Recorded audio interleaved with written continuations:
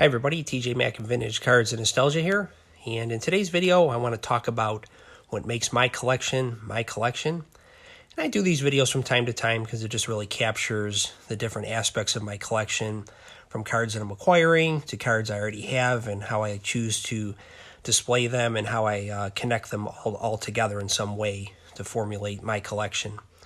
But before I do that, I just want to touch on quickly a video I watched this morning from the channel Star Huddle 77, and that's Brent's channel, formerly of Near Mint Musings.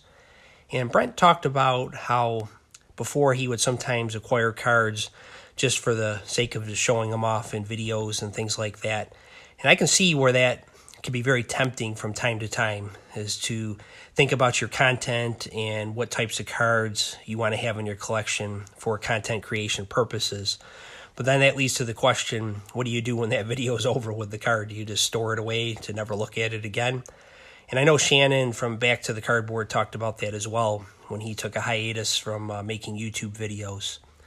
Now for me, I have a little bit more, I guess, of a positive view of YouTube since I've been on it from that standpoint, is it has made me a better collector in some ways, where before I was just buying Hall of Famers and superstars, and then when I got on YouTube, it really allowed me to understand what I want my collection to look like by the things that I talk about.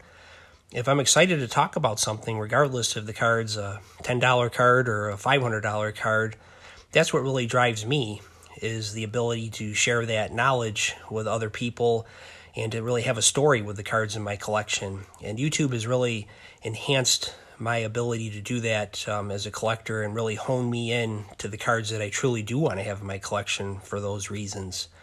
So I got to give my credit to being in this venue on YouTube doing these videos that have helped me do that. And I haven't really got into the habit of looking at it as, you know, I got to show this card off and what do I do with it thereafter? Because with my cards, I'm going to display them at some point, either throughout the year or two time frame within my card room. So I just want to thank Brent for putting that video out there. I'll put a link down to it below, and for sharing his honest thoughts. It's much appreciated. So one of the things I enjoy about having cards in my collection are the ones that really reflect how I remember the player.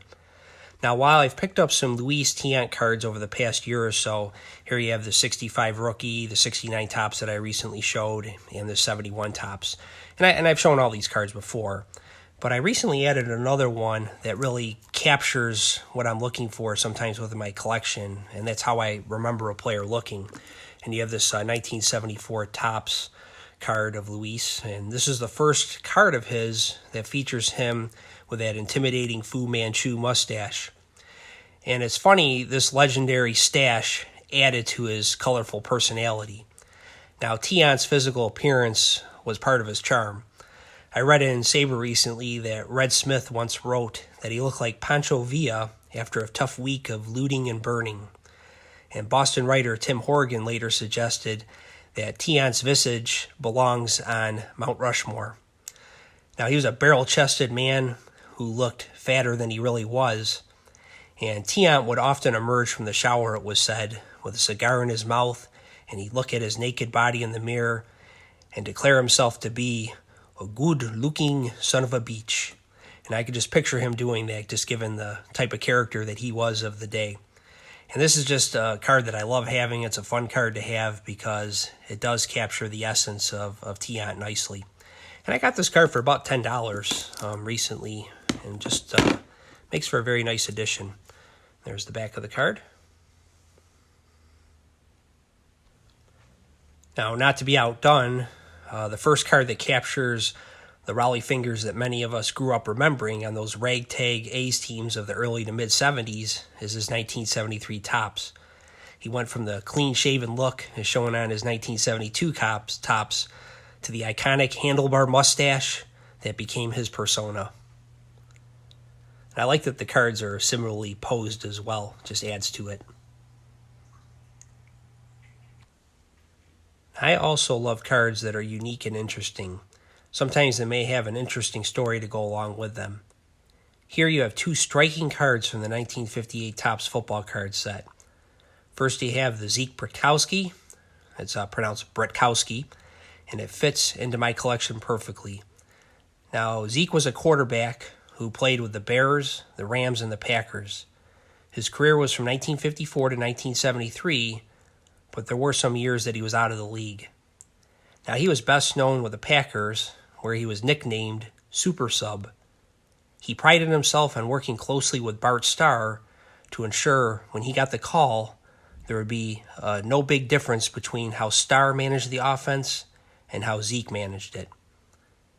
Now, about a year and a half ago, I gifted this card to my friend Brian at Bear Cards 34 because he is a Bears fan.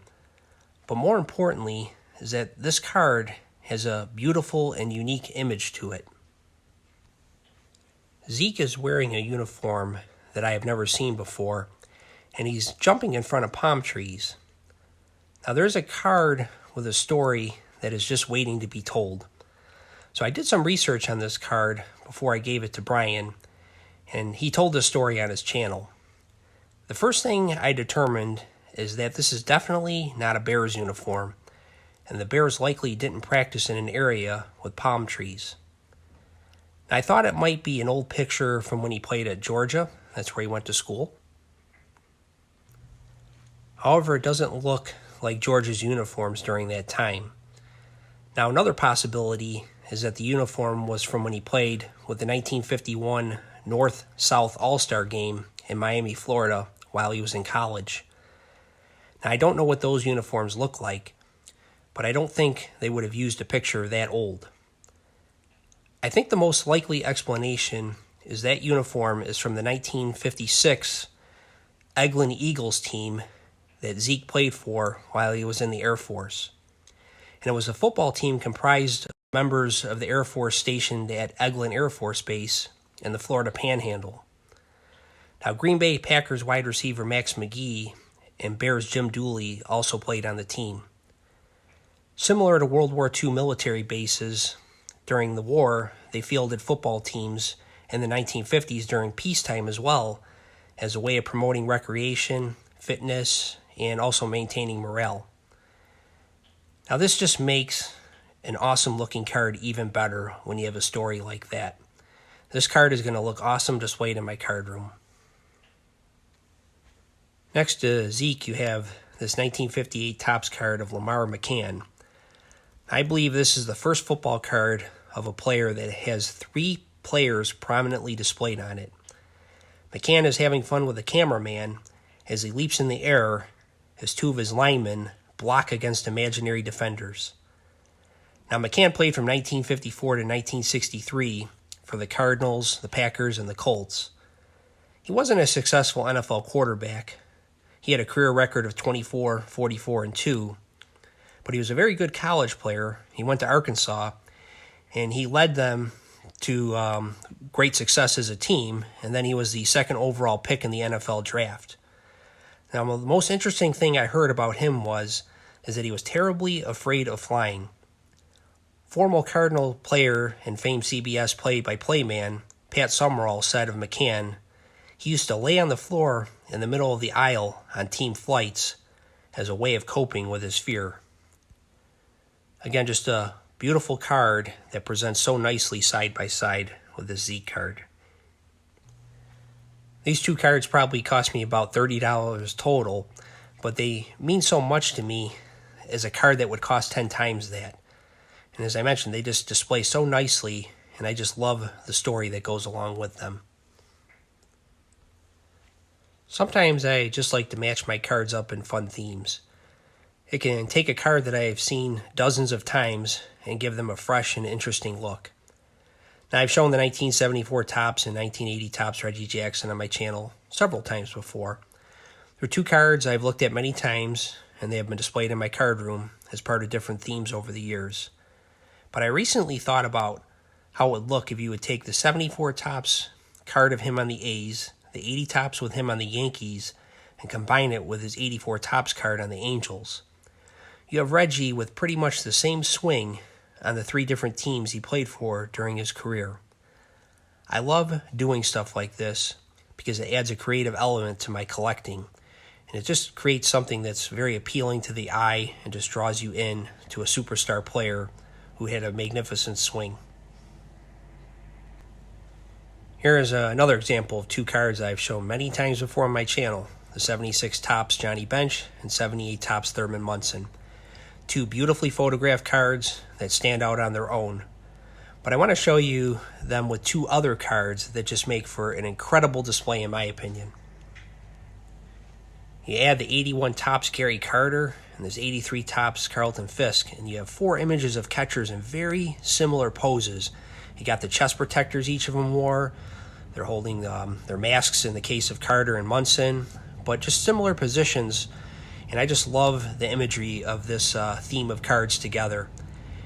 That's just what I love about collecting. This is one I'm going to add to my art card case, and just makes for a very compelling image of the catchers of my youth that I think are the four best, or at least when I was growing up.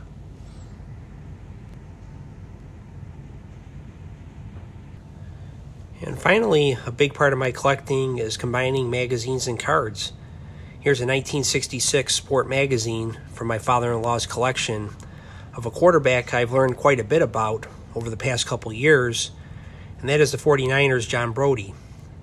While Brodie will never likely be a Hall of Famer, he was quite an athlete. Not only was he the 1970 NFL MVP, he also had a golfing career on the senior PGA Tour, along with being an NFL announcer. When he retired in 1973, he was fourth all-time in passing yards and eighth in touchdown passes. Now, I've shown the 61 Topps rookie card before, but I also recently acquired a 61 Fleer rookie card, and one of my favorite football cards of him is the 1971 Topps. I love the photo and how it goes nicely with the split red and blue borders from that year, and they use that border to depict those players who were all pros from the previous season.